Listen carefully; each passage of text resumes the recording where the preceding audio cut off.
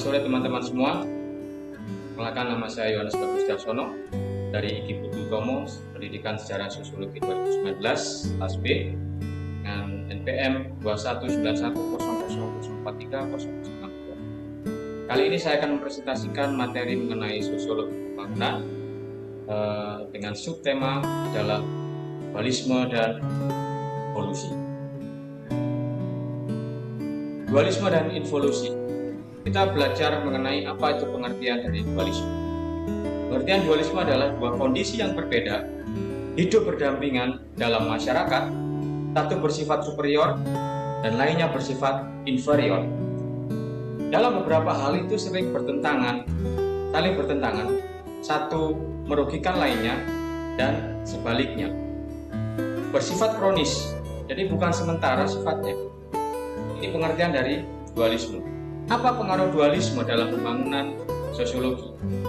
Mekanisme pasar tidak berjalan secara baik, ini pengaruhnya. Dan selanjutnya itu adalah sumber daya tidak dapat digunakan secara efisien. Ini pengaruh yang terjadi pada saat dualisme. Lanjut, dualisme sosial. Dualisme sosial ini terjadi bentroknya sistem sosial yang diimpor dengan sistem asli yang jenisnya berbeda. Terdapat perbedaan tujuan itu berusaha antara masyarakat barat dan masyarakat timur, yaitu antara tujuan ekonomi dan kebutuhan sosial. Di mana kelompok masyarakat ini dengan sistem sosial modern ini diwarisi dari penjajah Belanda atau dari peniruan sistem sosial negara-negara barat. Itu berdampingan dengan kelompok-kelompok masyarakat tradisional.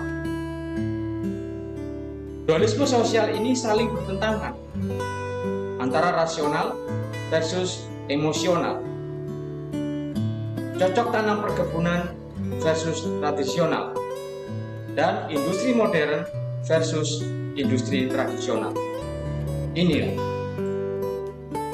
Kemudian kita belajar lagi dualisme teknologi. Salah satu yang menyebabkan pengangguran di ekonomi terbelakang, inilah salah satu yang menyebabkan pengangguran pada ekonomi terbelakang, yaitu dualisme teknologi. Di mana negara-negara berkembang saat ini sering dicirikan oleh ekonomi dualistik. Yang pertama, industri dengan teknologi modern atau kapital intensif, produktivitas tinggi, contohnya adalah industri minyak dan pertambangan besar. Ini contoh dari teknologi modern. Kemudian industri dengan teknologi rendah atau labor intensif, produktivitas rendah namun menyerap banyak tenaga kerja. Sebagai contoh adalah industri pertanian pangan, rumah tangga, pertanian ekspor dengan teknologi tradisional. Ini produktivitas rendah, jadi teknologi rendah atau labor intensif. Dan kita belajar lagi dualisme finansial, di mana dualisme finansial ini adalah menunjukkan bahwa pasar uang itu dapat dipisahkan ke dalam dua kelompok. Kelompok yang pertama adalah pasar uang yang terorganisir dengan baik. Yang kedua, pasar uang yang tidak terorganisir dengan baik. Organisasi pasar uang modern ini bisa dikatakan bahwa masyarakat ini memiliki akses dengan bank atau lembaga keuangan lainnya. Ini yang dinamakan organisasi pasar uang modern. Jadi masyarakat memiliki akses dengan bank. Kemudian yang kedua, pasar uang tanpa organisasi. Nah, ini bisa dikatakan bahwa masyarakat sekarang ini berhubungan dengan rentenir. Pada saat dulu ini banyak sekali rentenir ya di daerah desa misalnya. Ya, berhubungan dengan rentenir. Kemudian berhubungan dengan petani kaya, pemilik modal dan pedagang kaya. Kemudian kebutuhan dana atau investasi dibiayai oleh pelaku yang dapat laku. Ini yang terjadi pada dualisme finansial. Dualisme regional. Terjadi suatu ketidaknyamanan atau ketidakseimbangan dalam tingkat pembangunan antar daerah dalam satu negara. Jadi terjadi suatu ketidaknyamanan ya dalam tingkat pembangunan antar daerah dalam suatu negara ini tidak nyaman, terjadi suatu ketidaknyamanan atau bisa disebut ketidakseimbangan antara daerah dalam satu negara itu. Nah, di sini ada dua jenis dualisme regional yang mempengaruhi. Yang pertama, wilayah maju. Nah, wilayah maju ini berpusat pada negara, berpusat pada kota, atau berpusat pada industri. Kemudian yang kedua, wilayah terbelakang. Wilayah terbelakang ini adalah berpusat kepada pedesaan, pinggiran-pinggiran kota. Nah, biasanya inilah yang menyebabkan terjadi karena ketidakseimbangan pembangunan tadi. Ada dua wilayah berbeda, wilayah maju dan wilayah terbelakang. Di mana wilayah maju itu berpusat pada suatu negara, pusat kota, di mana itu semua ada keramaian. Nah, kemudian wilayah terbelakang ini di pedesaan atau di pinggiran-pinggiran. Kemudian dualisme ekonomi merupakan salah satu faktor penghambat dalam sebuah pembangunan ekonomi, ya, dan merupakan sebuah konsep yang menunjukkan adanya perbedaan antara bangsa-bangsa kaya dan bangsa-bangsa miskin, dan antara golongan-golongan masyarakat terjadi suatu perbedaan antara mereka semua ini. Di dalam dualisme ekonomi ini ada dua hal yang berhubungan dengan dualisme ekonomi. Ada dua hal yang berhubungan. Yang pertama adalah pola sosial ekonomi masyarakat Indonesia. Itu di bagian dalam. Pola sosial ekonomi masyarakat Indonesia bagian dalam.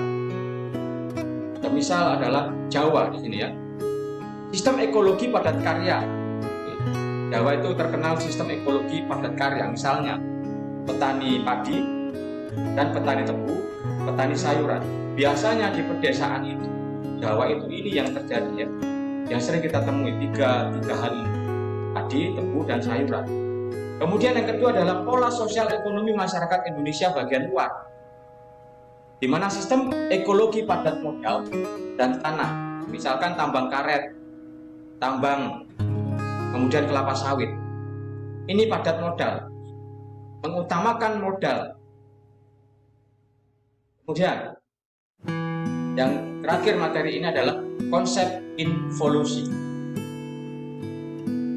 Menurut Clifford Geertz, terjadi kerumitan dan kesengsaraan petani Jawa pada umumnya, ya. Petani Jawa dalam memunculkan sebuah kondisi involutif. Ya, terjadi kerumitan dan kesengsaraan pada petani-petani Jawa dalam memunculkan sebuah kondisi involutif. Yang terjadi pada dua sistem, yaitu terjadi involusi pada sistem pertanian, yaitu sistem yang bertumbuh baik secara petani maupun irigasi, ya, irigasi. Kemudian yang kedua adalah sistem budaya, di mana sistem budaya Jawa ini, ya, dari involutif pertanian mereka juga ikut menjadi rumit. Inilah terjadi kerumitan dan kesengsaraan pada petani-petani Jawa. Oke, kesimpulan dari materi kita pada sore hari ini, kita sudah belajar secara singkat mengenai dualisme dan involutif. Bagi kesimpulan kita pada sore hari ini adalah di samping adanya beberapa pengaruh negatif dari adanya dualisme sosial terhadap pembangunan, di mana selanjutnya sering dinyatakan pula bahwa adanya dualisme dalam tingkat teknologi yang digunakan itu dapat menimbulkan dua keadaan yang mungkin bisa mempengaruhi lajunya sebuah tingkat pembangunan ekonomi. Ya, ini, ya, beberapa pengaruh negatif yang bisa mempengaruhi lajunya tingkat pembangunan ekonomi. Yang pertama adalah dualisme teknologi ini terlahir sebagai akibat dari perusahaan modal asing atas sektor modern. Ya, lahir sebagai akibat dari perusahaan modal asing. Sebagian besar itu dari keuntungan yang diperoleh dari modal asing itu akan dibawa ke luar negeri. Jadi sebagian besar dari keuntungan yang diperoleh itu dibawa ke luar negeri. Ini yang pertama yang mempengaruhi adalah dualisme teknologi ini terlahir akibat perusahaan modal asing. Yang kedua, dualisme teknologi ini akan membawa 3 dampak negatif. Yang pertama, bisa membatasi kemampuan sektor modern dalam menciptakan kesempatan kerja. Membatasi. Adanya dualisme teknologi ini bisa membatasi kemampuan sektor modern dalam menciptakan kesempatan kerja. Banyaknya pengangguran. Yang kedua, Yang kedua, bisa membatasi kemampuan sektor pertanian untuk berkembang. Terbatas pertanian di Jawa ini untuk berkembang, untuk mengembangkan pertaniannya terbatas. Yang terakhir adalah memperburuk masalah pengangguran. Jadi 3 hal ini yang menjadi dampak negatif dari dualisme teknologi sebagai kesimpulan kita hari ini. Membatasi kesempatan kerja, membatasi kemampuan sektor pertanian untuk berkembang, dan memperburuk masalah pengangguran. Rekan-rekan semua, dalam materi saya yang singkat ini bisa menjadikan pengetahuan buat kita, supaya kita bisa tahu bagaimana sosiologi pembangunan yang berhubungan dengan dualisme dan involusi. Terima kasih, salam sehat, Tuhan berkati.